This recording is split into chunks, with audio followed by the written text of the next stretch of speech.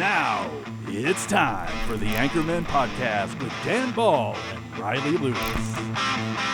Hey, everybody, welcome into the Anchormen podcast. I'm Dan Ball. This is Riley Lewis. By the way, Riley, I missed you last week, brother. You were a little under the weather, I heard.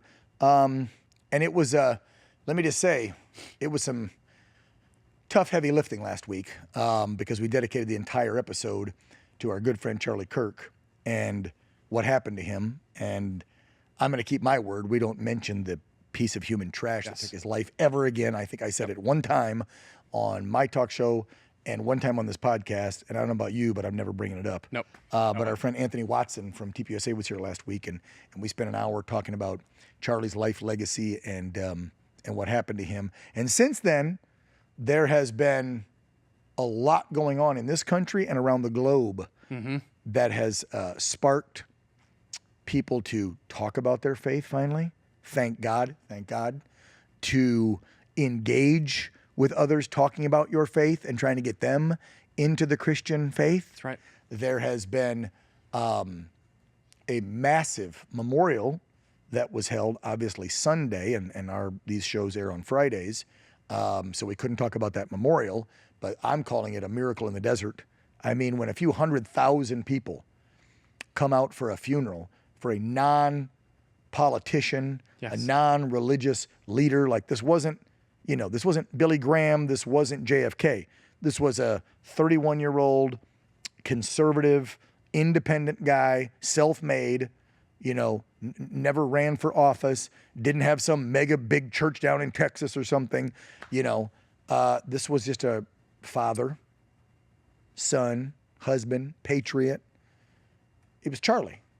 And so I think this week we have lots to discuss. It's been happening, obviously, in the world. But I think if it's okay with you, if we still discuss a little bit about Charlie and the legacy in TPUSA with our guests tonight. I say plural because we're hoping to have two guests. We're going to see how that goes with the world of technology. And these two gentlemen that are going to be joining us are literally on the run tonight, either coaching or playing gigs, and they're jumping on the Anchormen podcast with you and I for a few minutes in between their busy lives. So let's catch up with you quick, and then we'll bring our first guest on for the night. What'd you have last week? A little of the Rona, or what? I think so. You think you had the Rona? Really? No, but I was just completely wiped out for a day and a half and then bounced right back. So I don't know what it was, but I couldn't move. I was bedridden for a whole day physically, just slept morning, noon, and night, too weak to get up to brush my teeth. They did say there was a new strain. Like a week ago, I literally saw on the local news here where we live in San Diego, they were saying, warning, new strain of COVID is hitting Southern California. Yeah, that's why I thought. I do think I actually had COVID way back in like January 1 of 20 before anyone started really talking about it, because for about a week I got randomly sick, couldn't eat, couldn't move, horrible fever, body aches and pains I'd never had before in my entire life. Ivermectin. Yeah. Hydroxychloroquine. Zinc. But nobody could die. I go to see my physician, my primary care. They have no idea what it is. It looks like last flu. week you take anything or you just went home and rested? Just vitamins. Yeah. That's it. Just a lot of water, Dude, I'm Gatorade, telling vitamins. you, I got the low-dose Ivermectin at home now on hand. But ready to go. Did you see in Florida, they're commissioning this panel to look into Ivermectin to see if it could possibly help to cure cancer? Oh, it's helping. It's a combo. It's I always forget. Have you seen that? My wife corrects me. Hold on. Fenbenzidol, is that what it's called? Maybe. It's a combo of that and ivermectin. Matter of fact, my wife's dad is dealing with stage 3 colon cancer. We just got him hooked up and sent him those two drugs. Good. Because those studies are showing they are helping to reduce, not cure it yet. Right. Again, studies are starting, but it's helping to stop the growth and possibly shrink it, which is great. Because then you don't have to go do all this sick chemo and radiation poison in your body. That's the problem is these. So I admittedly lost my father to cancer, as you know, we've talked about. And I learned very quickly that the treatments we have right now that they send you to, whether it's chemo or radiation or immunotherapy, it's not that they kill you, but they make you so weak, they just weaken your immune system to the point where you can barely get by. And God forbid we talk about cannabis, like if they took some cannabis, then it would keep their immune up. How? Because you don't get the nausea you get from the chemo and radiation where you're vomiting and you can't eat. The cannabis will calm your stomach so you can actually eat. Plus, I still believe the CBD, not the THC, that's the, the CBD is actually healing. Why would God give us this weed that grows naturally unless it did something? I compare it all the time to the aloe vera. plant, the aloe plant. Completely. You pop it open, put it on the skin, boom, you got a sunburn, feels better. Guess what? There are healing properties in the CBD in cannabis. But anyway, that's another discussion. It is. We'll get my friend Robin Neal on that, killed bin Laden. He's got a new strain. He's out there trying to help and move to our veterans who are getting hooked on pills to get them off the pills and get them the cannabis or the psychedelics because it's literally saving and changing their lives. So we're going down a deep hole of everything. We are. Riley and I had a chance to catch up and BS here now for a couple of weeks. So you're feeling better. Yes, back to 100%. Get your ivermectin. That's the point of this first 5-minute rant here, okay? Because it's not only good for getting rid of the Rona, the COVID, but it can help with possibly cancer and a lot of other stuff. I recently took it for parasites I think I got while in Mexico. What? That's what the drug's for. Like, go look it up, everybody. Ivermectin originally, and when it got awarded the Nobel Prize back in 2010, I think it was, about 15 years ago, and I could be wrong on the year, look it up, it was for parasites. It's a parasitic drug. Matter of fact, it was on the government's website. Even when Joe Biden was in, and had been for years, if you go to certain foreign lands, they suggest before you go and when you come back to take ivermectin to fight off stomach parasites. That's incredible. Which would make sense because everything starts in the gut, they always say, right? So if you got cancer or anything else, just like the Rona, if you're cleaning up your gut, it's going to clean up the body. It's a can of worms. We don't have to rehash it. I'm just saying. It's a can of worms, and I'm talking about parasites in the gut. Yes, there are worms in your gut. It's a miracle drug. Basically, it sounds like everyone knows about it, very well documented. And then a weird 4 to 5 years comes along, and we just can't. I know. Can't talk about it. You know that we can. You know that 4 or 5 states now, Tennessee, Missouri, Florida, Idaho, and one other I'm forgetting, you can Google it, are now just approved it over the counter. You don't have to get a prescription anymore. You know how hard it is in California when I go in to get one? It's a pain in the ass. They don't want to give it to you. And the insurance companies don't want to pay for it. When I went in the other week to get it for my gut, they literally said, your insurance denied it unless the doctor will call them and give them the reason he's prescribing. I'm like, why would the insurance company need to know the reason? My doc says I need this drug. I pay insurance premiums. Give me my damn drug. And CVS guy was like, sorry, I can give you a discount code and we'll drop it from the normal $150 price to the $76. I'm like, fine, do it. And I bought it. But yeah, the insurance companies don't want to pay for it. Anywho. Okay. All right. So see, lots to talk about. Yeah, completely. The Rona, Charlie's Amazing Memorial, and the mission now around the globe to make this a true turning point. You got Trump telling off the UN. It was freaking hilarious this week. We're now talking once again about that beautiful young little girl, Irina, that was murdered on the subway train or the L train down in Charlotte by a racist criminal who was allowed out from soft crime policies.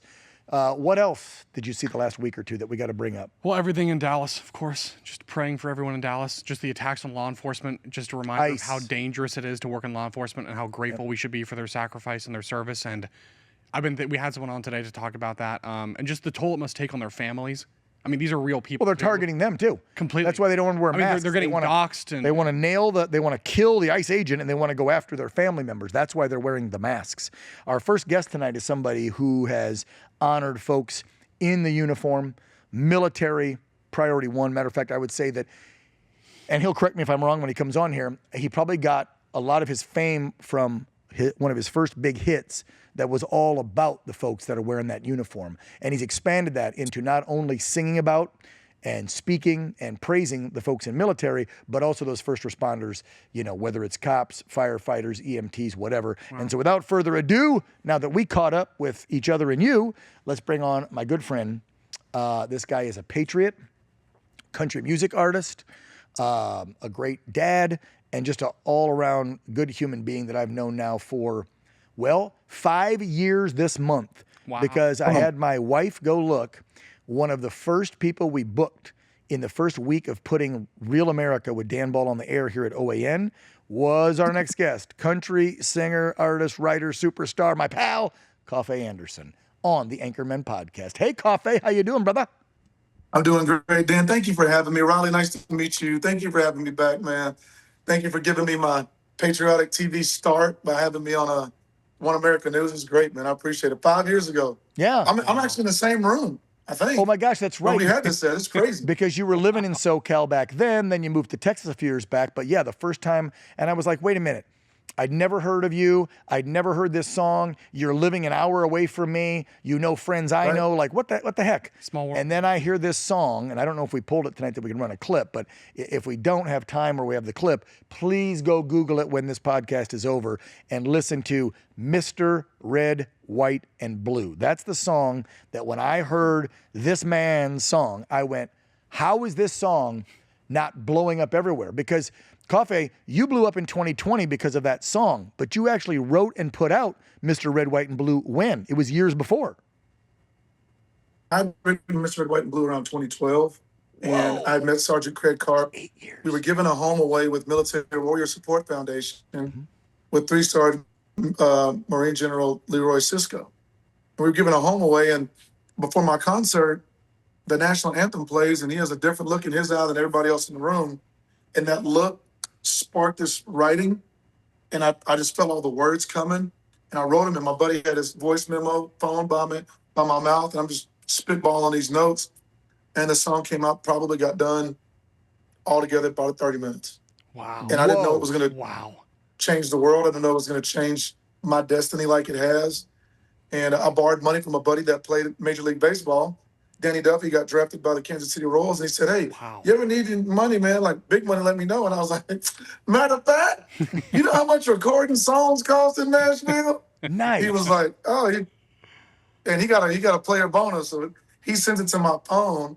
I'm sitting in my truck, and I get a message from Bank of America, and they had the full budget, and I just cried in my front seat. And I felt like this is my first chance to really have an opportunity, because labels had turned me down. I played this for 3 labels, including the label that Jason Aldean was signed to. Wow. And nobody wanted it back in 2012, huh? It wasn't cool then. Disgusting. I've had people reach out to me, Coffey, and you probably do as well, but I've had people reach out to me for years going, thank you for putting that guy on. Can you put Coffey on more? Play that song more. Why isn't that one of our new national anthems? Like, God Bless the USA. Lee Greenwood's had this hit for decades now, and people are like, this should be another one of those. This should be right up there with Lee's God Bless the USA. Mr. Red, White, and Blue. That speaks to not just your lyrics, which are speaking about the men and women that don the uniform and keep us free in our military, but to me, it even goes deeper, Coffey, and I don't know what you were doing, you were writing it and who you were thinking about, but I listened to it, and being a veteran, of course, I relate, but I also think of people that, to use the old kind of cheesy phrase, I bleed red, white, and blue. That's me. Like, I wear my patriotism on my sleeve, on my forehead, on my pointer finger, everywhere I go, and if people don't like it, you can kiss my red, white, and blue ass. And so, yeah, I would love to see this song be like some sort of, I don't know, we need to get like Trump to get the military to adopt it. Maybe we call up Peg Seth at the Department of War, and we say, can we make Mr. Red, White, and Blue some official something? I don't know, for the troops. Like, that's what I'd like to see for you. Well, thank you, bro. I appreciate it. I'd be honored to do it. I've been lucky enough to sing this all over the country at 9 of the 15 for those mamas that were there. I was able to perform this in Amazing Grace for them. I would love it. Lee and I were together at the Grand Ole Opry for Face the Fight, and he just grabbed me and he goes, I'm so glad that you're taking this mantle. You're taking this torch to continue to sing patriotic music because we need it. He goes, I'm happy that you're getting out there. He goes, any way I can help you, let me know. I was like, absolutely. So it's once people hear it, it changes everyone's life. It's my job to get this song out and share it as much as possible. And that's just kind of the cross that I've been bearing, is let everyone hear this song so they can feel it and understand it. And tomorrow I'm going to be at an elementary school not too far from, it's in Temecula area. And the kids have no idea. I'm going to surprise them because they learned this song for Memorial Day and they learned it for Veterans Day. So the 4th and 5th graders at this elementary are singing this song. So their teacher got in contact with me. So tomorrow morning I will be walking into this elementary school with my guitar to surprise them. Wait a minute. Is this a private school or a public school you're allowed to do this? It's a public school, yes, sir. Whoa! Wow. A public school in Southern California is going to let you sing a patriotic song to their kids? Do they have to have a transgender person in the corner with you at the same time? So it's like equal. I'm just kidding.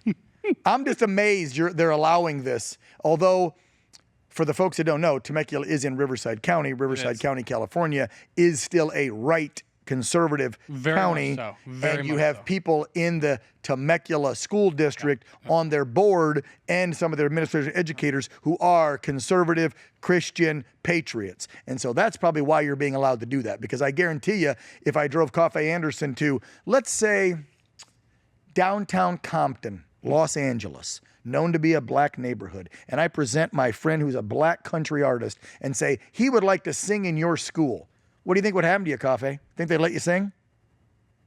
I don't know. That's a presented itself. I will say I've sang in some places that normal people would not think. And music is the great intruder. Music can get into your heart and get into your mind without your permission. That's why you have to be careful what you put on and listen to. That's a great point. But I've been in some very interesting places, and I mean, how much time we got? I'll tell you a crazy You story. got as much time as you want to go. Bro, a buddy of mine calls me. He says, "Hey, there's this open mic, and I want you to come with me." And I said, "Okay, great." So I jump in the car, grab my guitar.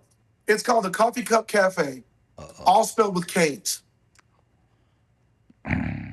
So the Coffee Cup Cafe, you walk in, and there's a band to the far right. There's a sign up with the guy, and he's at this podium. And I walk in, and he goes, "You lost?"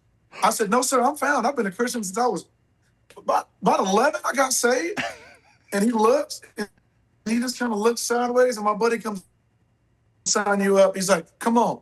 Now, he's never dealt with racism because he's been melanin deficient all of his life. He didn't know what was going on. His granddad used to come to this Coffee Cup Cafe and drink. So did his dad. Okay. So we walk in, and everybody's looking at, if I would have stepped off a spaceship with the green head and a mask glowing, they would have looked at me no different than me and going, "How y'all doing? What's going on? Hey, man, I got those boots. How are you?" I'm just saying hi to everybody. I had no clue. They called me first to get me out there like, "Yeah, get out the way, boy." So I get up, and I look at the guy, and I was like, "D, ready?" He goes, "Bum, bum, da-dum, da-dum, bum, ba-dum, da-dum, dum, ba-da-da-da." Turn it up. Bum, bum. I'm jamming, and instead of me singing Sweet Home Alabama, I sang Sweet Home Oklahoma. Wait, where was this? Where was this cafe? By the way, where was this cafe? Hey, where the skies are so blue. Where your hands at? Come and help. They're jet clapping. I'm like, when I say help, you say yeah. Help. Bro, I looked up. I saw some flags I didn't recognize. I saw some other flags I didn't recognize. I was like, wait a minute. This what is flags you didn't recognize? What do I they know have? where I'm What at. do they have on them? And I immediately grabbed my guitar, unplug it, jump off the stage, and I was like, "Thank y'all." And the guy said, and I grabbed Tommy. I was like, "We gotta go." He goes, "I just noticed. My bad. I'm sorry." I was like, "I'm gonna beat you up at your house, but let's get the truck." Now wait a minute. Where was this cafe? What city and state? It was in Oklahoma. You don't want to say what city, huh? No. What are you talking about? All right, let's back You up. can't make this up, bro. Let's back up from that Yeah. story. Wow. Okay. What'd you say? Wow. Let's back up from that story, because something that we get to do on the podcast that you and I never get to do on the talk show, because time is limited on that, right? Where we have an hour, Right. like Riley and Come I, on. and we get 4 or 5 guests. You only get 5 or 7 minutes. This, we have an hour with one guest, although tonight we may have 2 if our friend shows up later. If not, it's all Coffey Anderson. All right. Back people up and give folks the bio and the timeline of Coffey Anderson. Where were you born? Oh, man. When did you get into music? And we know in 2012 is when you wrote your hit, and then you got popular for it in 2020. So from 12 back, we don't know about Coffey Anderson. Fill us in. Okay, so my granddad sang in gospel quartets during segregation. So there were the Chitlin circuit. That's where a lot of black performers could go in, where they're playing in airplane hangars, church, barns, whatever. And so my mother was one of 13, and everybody could sing. If you couldn't sing, you had to cook. So you knew that the chubby ones that couldn't sing, they were cooking. Everybody else, that's how we spent all of our time as a family. Well, I grew up here, my mom sang in church, and my dad used to run nightclubs and put on concerts. So music has always been around me no matter what. Nice. And I went to college to play basketball. I was a basketball standout in Texas, and All-State, always Texas, super team. And I got all these accolades. And I go to this small school not too far from the house because my dad got sick. My mother had already died. unexpectedly. And I ended up borrowing a guitar from a girl I was dating's dad. And he has his guitar, and I'm at his house. I hung out with him because he was so cool. And he goes,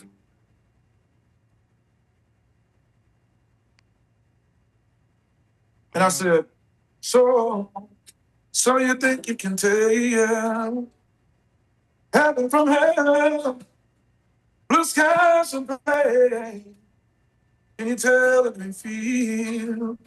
I'm a cold steel rain, smile on the bell. Do you think you can tell? Mm.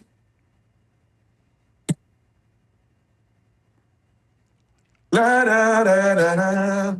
He said, boy, you can sing. Listen to me. Take this guitar home. What you know to play? Give me a case. Get Tony. You hear me?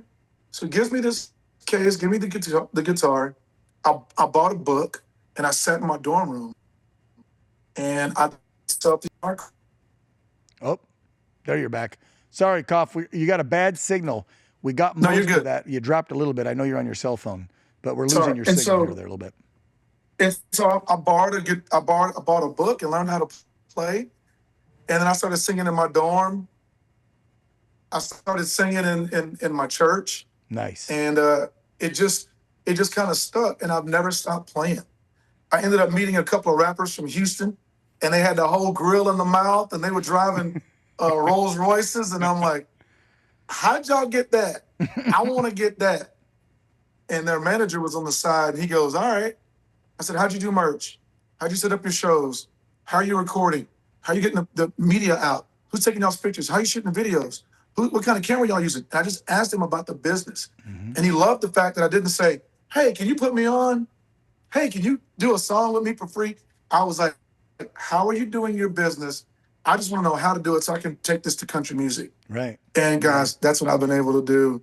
And there has been lean times. There's been times when I wanted to quit. I've been heartbroken. I've been elated. I've had so many amazing things happen. One thing I will not do is stop. Wow. One thing I will not do is quit. And sometimes it's not even about being accepted. Sometimes you're in the wrong place. Sometimes you have to change your environment and change your friends to get to where you want to go. Yep.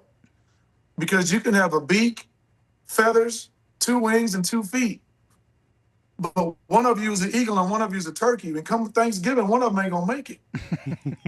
So I'm Good telling you right now, analogy. you may be alike, but you may not be the same.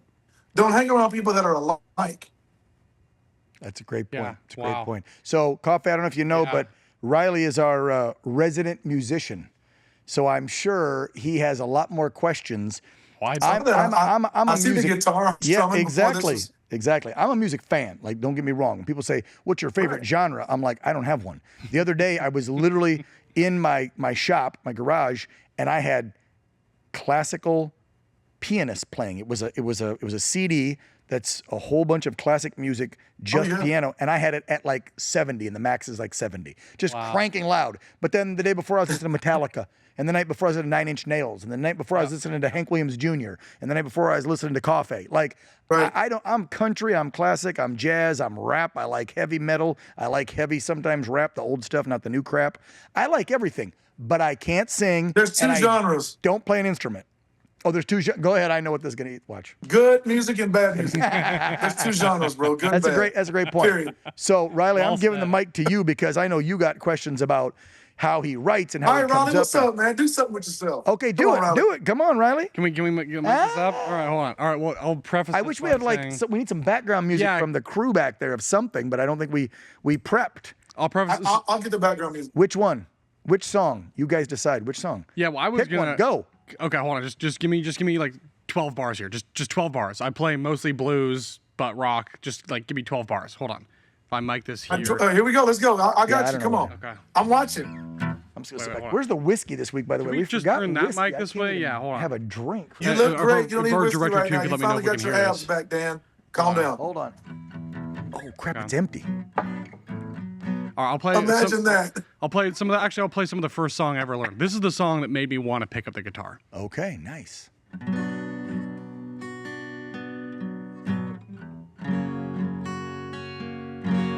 Come on, Hotel. He's a California native, by the way, folks. Truly. Grew up in Encinitas. Hanging at the Hotel California. Riley Lewis, ladies and gentlemen. Riley Lewis.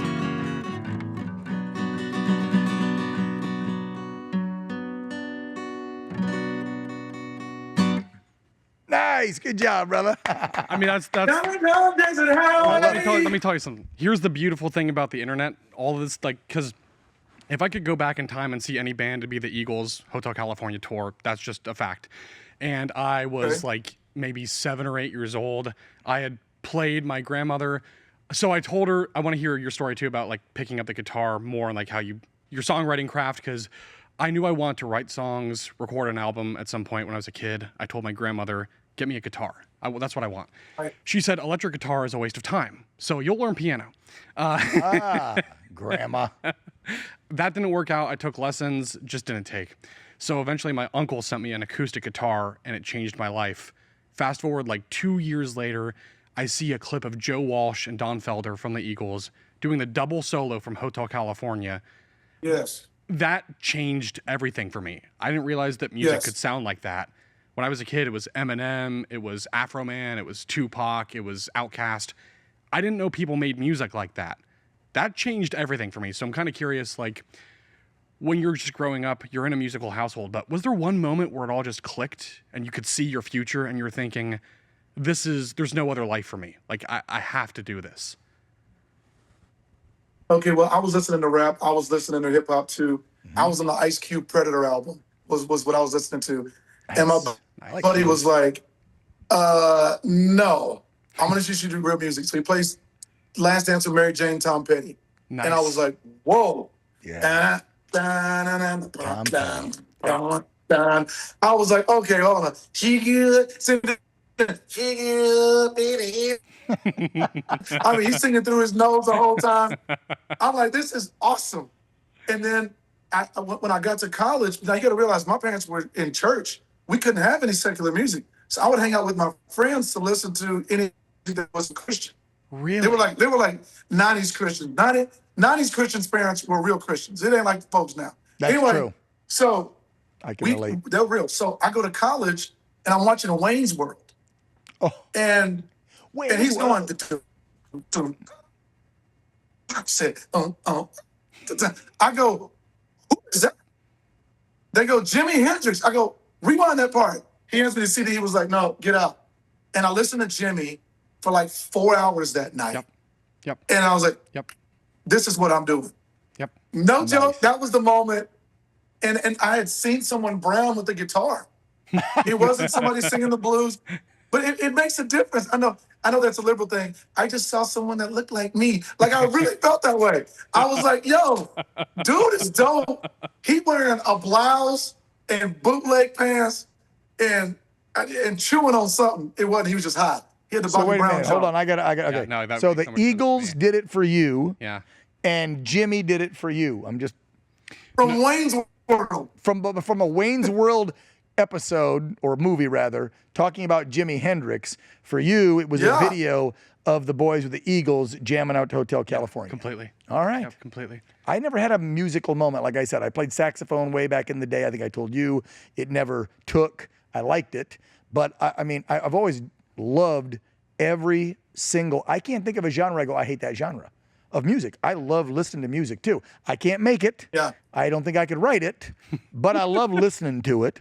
And I love knowing artists that are doing this not only because it was their passion and that they're good at it, but they feel like they're on a mission. Like Coffey, you definitely. A couple others that come to mind that I've met and now personal friends with that are friends with you and I, like JR, John Rich, like Aaron Lewis. These guys that they're not just doing it for love of music and they're good at their craft, but nowadays, today, in the world we're living in, and now I'm going to bring politics into the music, in the world we're living in today, I love that you and a couple of the guys I just mentioned and a handful of others, not many because, of course, people are worried about their record label and getting canceled, but I love that people are taking their craft of being musical artists and now using their voice to put forth a message, whether it's patriotism like you, brother, right? or the country lifestyle like Aaron. And of course, Aaron also with his patriotism. And John Rich, those guys, they broke away from the labels. They're independent dudes. Now they get to say and do like you, whatever the hell you want. Right. And you guys are using your talents and your craft to put out stuff that's about patriotism, family, God, this country, a cooler, laid-back country lifestyle, whatever it may be. I love what you guys are doing. And so if someone today asked me, what's your favorite genre over everything, I would probably say country music, because it embodies and encapsulates me. I'm not saying I still don't, when I work out in the gym, play old 80s hardcore rap. I do. And when I'm driving fast on the motorcycle or the car or doing something else out back, I'm cranking AC/DC and some not heavy metal, but what I guess they call classic rock and roll today, because I'm old. I don't think it's classic rock, but whatever. Yes. But if I had to narrow it down and somebody said you can't answer two different genres, it'd be country. And this is one of the reasons why. And Mr. Red, White, and Blue. I mean, that's why when I saw it, and Coffey. Well, thank you, buddy. I don't even remember how I saw it somewhere on YouTube, or somebody sent it to me, I think, and said, hey, Dan, I see you got a brand new show. Have you seen this guy's song? Get him on. And then did I reach out to you, or what? How did that even happen 5 years ago? You reached out to me on social media. Okay. And I was like, all right. And then I was sitting at home because I was doing all the rallies about opening up California. So we were in Sacramento. Corona. That's right. The pandemic was in full effect. Yeah. So I just come from Sacramento. We were on the lawn. We had 52,000 patriots asking for small businesses to be open, churches at least.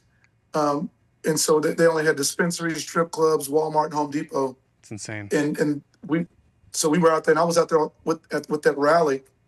And I think somebody messaged him, and he messaged me, and then we got on the phone probably 20 minutes later, and then I was on the show the next day. Awesome. Wow. It was like, okay. And I finally get a chance to start talking and telling my story, and people get to hear me. Yeah. And then we had him on, I've lost count in 5 years. It's got to be a few dozen times, because whether it's a new song or it's an issue that him and I have really felt about, speaking on, because it's not just your songs I've had you on for. It's been politics, family, faith, country, those issues, things you've felt strong about, I've had you on for, but the music is great too. And patriotism has to be seen in different shades. So I think that Dan and I are both able to talk, and I'm able to talk, even with the George Floyd case, I was able to talk as a black man from that perspective. He's able to talk from his perspective. It's been great. It started out with just a visitation on the show, and now it's grown into something way bigger. And I'm so happy for you and for Peyton and for how everything's just grown, and thank you, and how you guys have built this into a movement, and now you have this stamped approval as a patriot, not only by me and other artists, but also by our president, commander in chief. It's pretty special. Congrats, bro. Oh, congrats. Thank you. All I did was speak truth, brother, and from my heart and my head. I don't need teleprompters. If we could reverse the camera, there's no damn teleprompter on this show. And the prompter for my talk show, I use it about 20% of the time, kind of like POTUS, because I don't need it. That's interesting, though. Yeah. Because well, I'm glad you spoke truth. Thank you. And I wasn't ignoring you. I was looking to see if our other guests, because I wanted this other guest to join with Coffey. Yeah. Because these are my brothers from another mother of a different shade. And so I love to show the radical, stupid-ass liberals out there that think us crazy, wacko, MAGA, Trump, white Christian folks are racist towards the blacks and the browns. I wanted to go, no, I actually have a wide array of friends of all different race, color, creed, maybe not religion, because Christianity is the only way to go in this country. Don't be trying to bring some crazy crap in. I'll just say that real quick and leave it out. Anywho, but we were going to have Jack Brewer on, former NFL great. Now he's got the Jack Brewer Ministries, and Jack's just a great guy. But he's literally coaching, I think, some kids' football right now. And there was a lightning hailstorm down in Florida or something. So his people are like, he ain't making it. So. Stop. Yeah, no, seriously. I was already told like a little while ago, there's a storm and he might not make it because the game's getting delayed, postponed, whatever, and he might not make it back to his studio. So Jack Brewer possibly next time. Just want to let everybody know because I thought Jack was going to join. Coffey, can you hang a little bit longer? I know you got a gig tonight. Yeah. We're great. Let me say this real quick. I sent, and maybe Peyton, I sent over a picture to her, and I sent over a video. I don't know if they have it yet. Maybe she can send it to production. But a few years ago, I was asked to sing and go visit Turning Point in Arizona. Oh, wow. And I was asked by Charlie to come out. Wow. I was asked to come out, and Evan was my contact there. And I flew in. I went to see a buddy of mine that was at spring training at that time, and I think he was rehabbing in Arizona. I go to Turning Point. It was so busy. It was these 500 college kids that all had conservative values, Christian background, trying to put out media to combat what was being said. Mm-hmm. And I went to this interview, and Charlie Kirk came in, and he said, "Tell me about yourself." And I started talking to him, and then he says, I don't like country. Changed my mind. He goes, "Play one song and change my mind." Wow. He said, "Because it's going to be, I lost my job, my wife left me, my dog ran away," and I was like, "You basically described my house last month." He was listening too much to the old country. There's all kinds of country. Yeah. And so I sent the video to Peyton, but it's me singing Mr. White and Blue. He's recording it with his phone. He's smiling. He posted it on his social. And then he told me about his hot sauce that he was making. And I still have that bottle of hot sauce that Charlie gave me. And he was so kind. And people have no idea. He was a foodie. He was a big aficionado on hot sauces, whether it was tomatillo, verde, red. Really? Now we learned something I didn't know about my friend Charlie. And I have a bottle of that. So he was a hot sauce junkie. Yeah, and it was a short run. He actually printed. Oh, yeah. And it was a short run. He actually had manufactured and printed out, and it's labeled. I have not opened it. And I showed my son, I showed my kids. And I just want to tell people that people evolve, even from how he felt about other countries and other politics and other wars going on. His perspective started to change the more he gathered information. Are we still in the position of being moldable?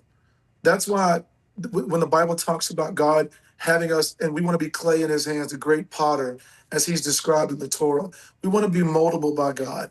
And information can also help you be moldable. And information can mold you in a good way or bad way, depending on what you let in. Yeah. And I think Charlie was such a great purveyor of how to communicate, but also he allowed himself to be molded by what God had to say about the woman that was in his life, about what children were doing, because we met him very young.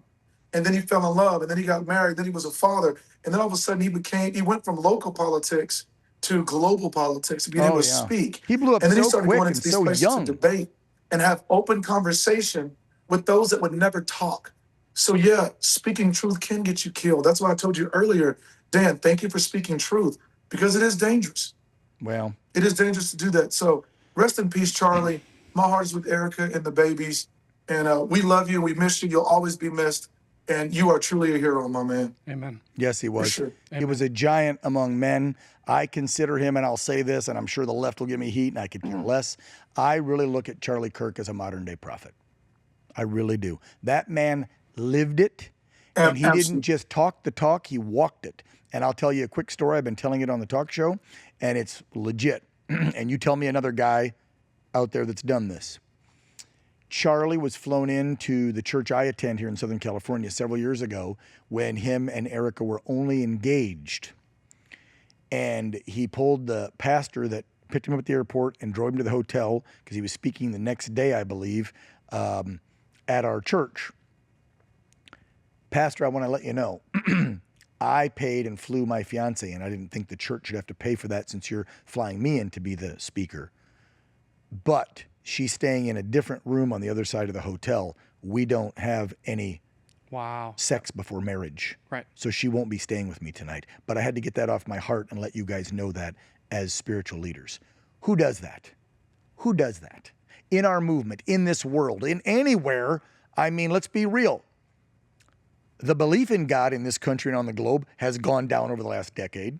We now have more divorced couples in this country than married for the first time in our country's history. Way less young people, a higher percentage, believe in God than ever before.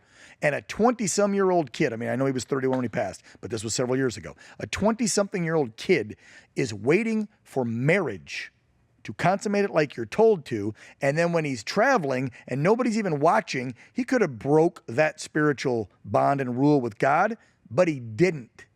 Find me somebody else, because I know I'm sure as heck a sinner, and I'm sure I'll take heat for it when I get home, but my wife now and I, when it was fiance and I, did not follow that rule. I was a sinner. She was a sinner. Charlie Kirk did. He lived what he was telling you to live. I put a survey in the show, I think tonight or last night, Coffey, that literally they tracked believers and non-believers. Folks that actually went to church, folks that went to church online, folks that have never been to a church.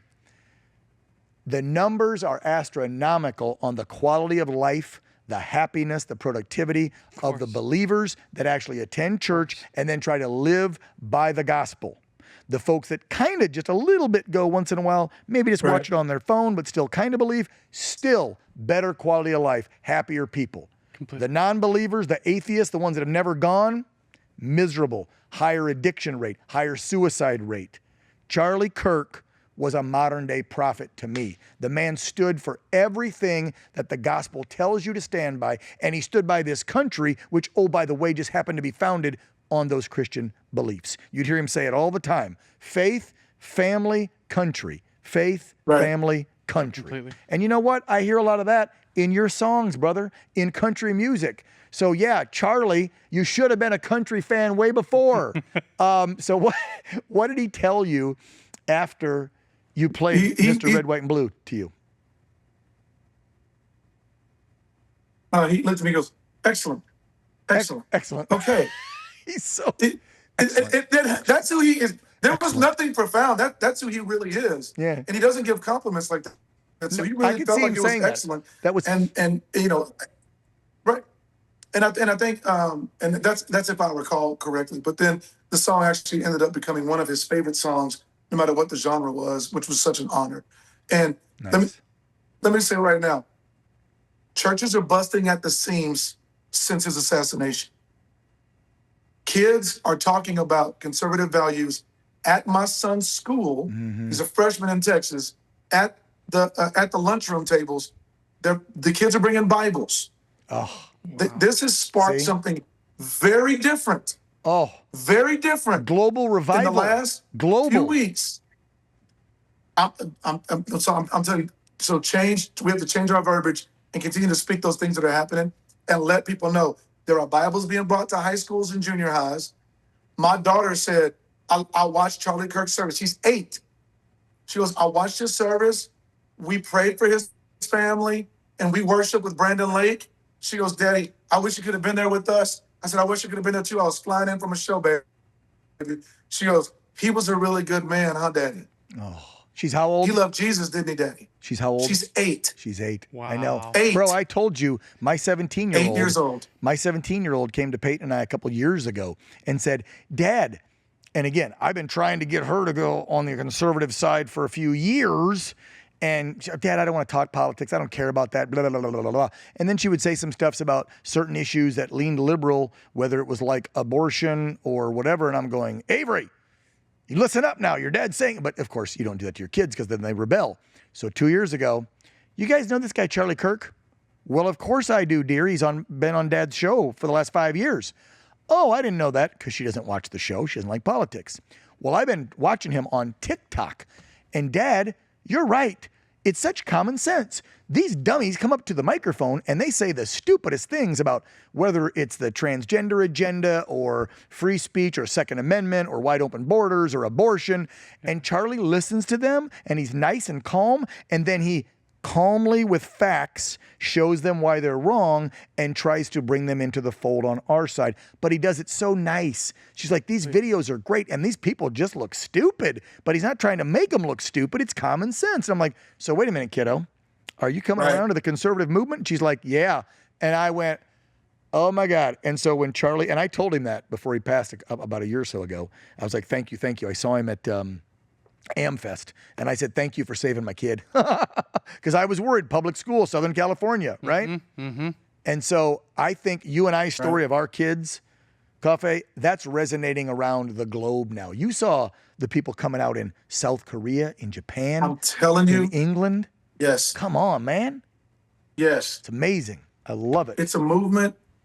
I think having artists, Christian artists, what Jelly Roll's been able to do with Brandon, I think Jason and Brandon have been doing some amazing stuff.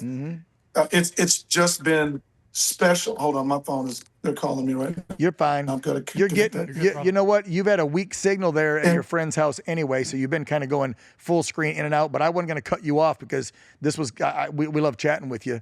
So I know you got to run to the gig. Yeah.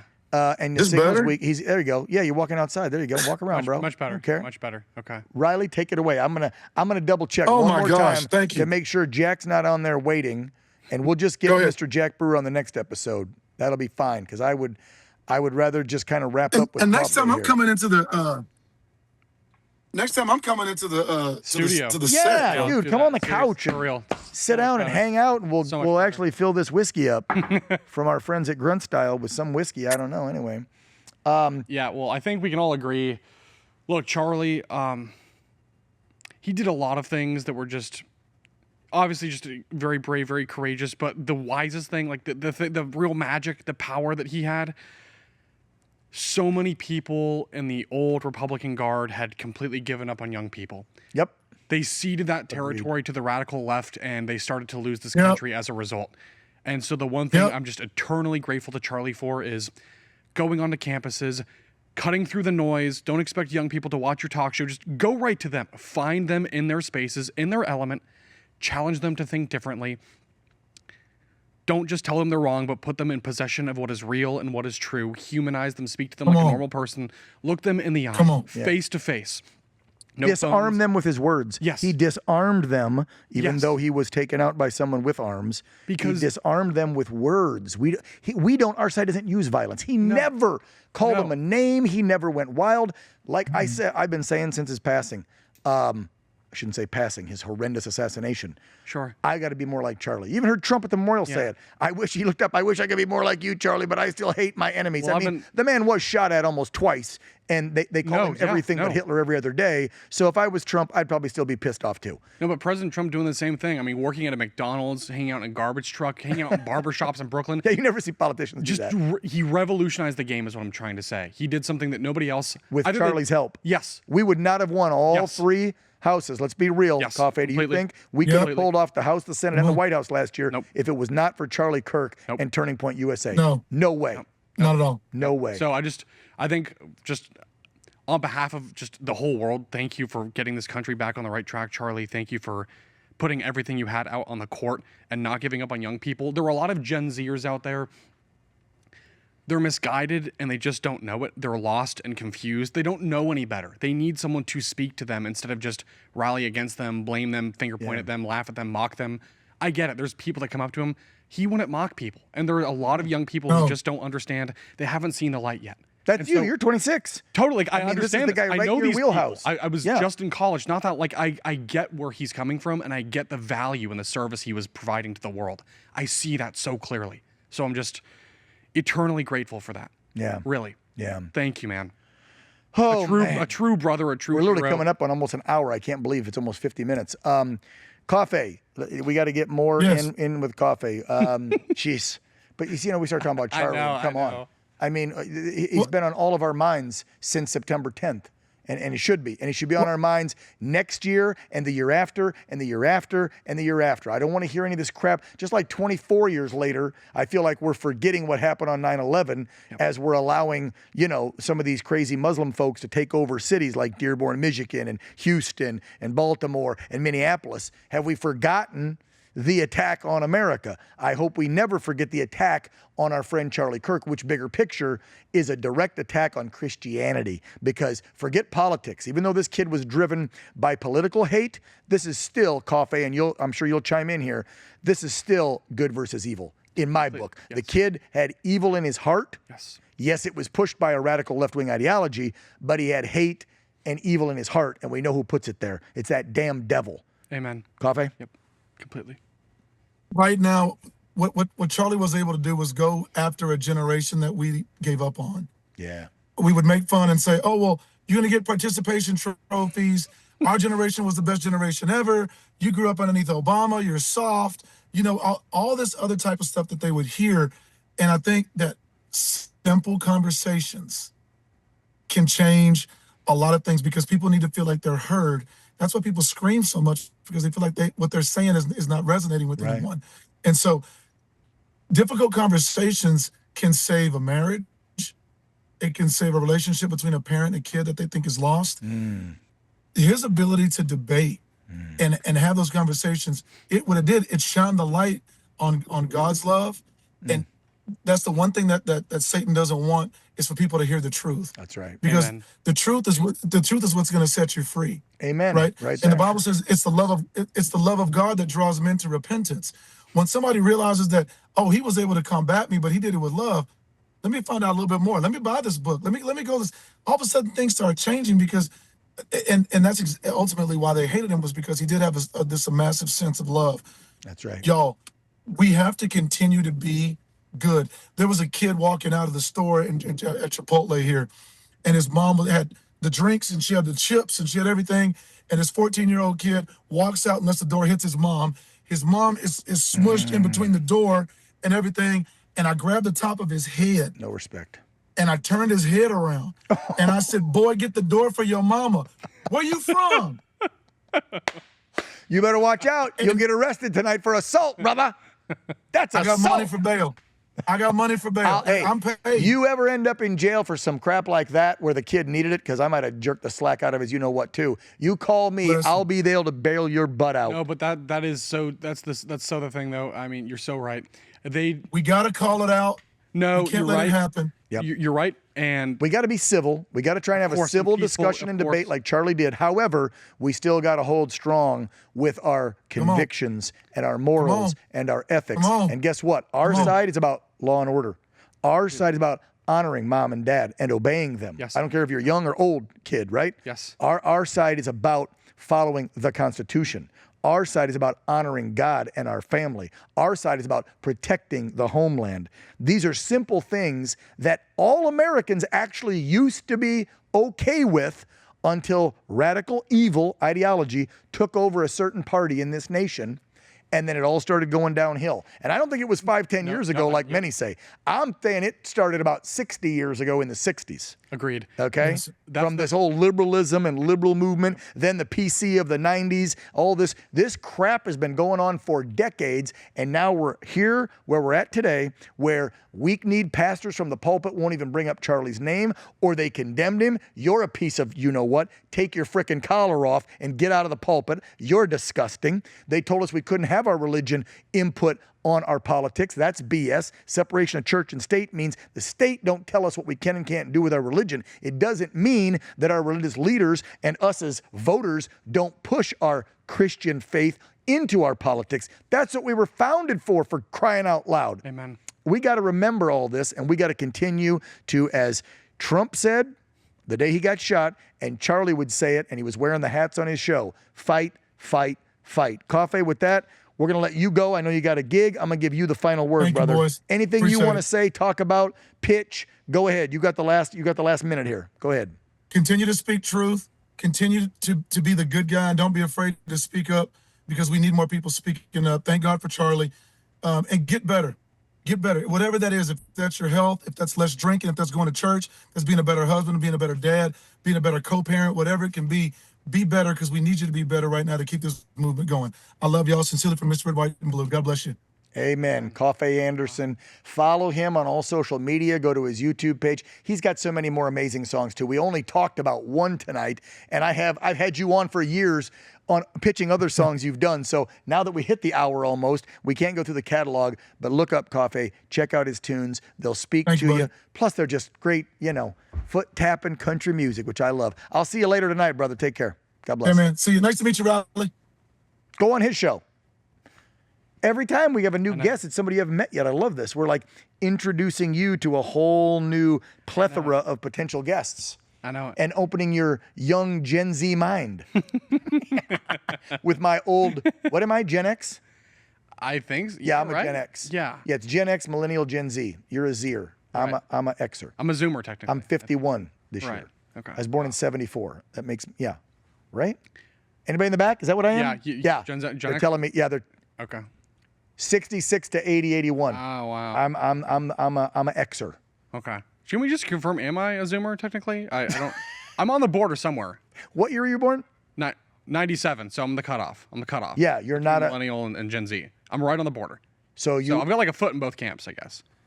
But I don't feel like whatever. The point is, that was incredible. That was really remarkable. Great guy. Yeah, amazing. And I don't know about you. I've just been processing everything that happened with Charlie the last 2 weeks, just all the political violence.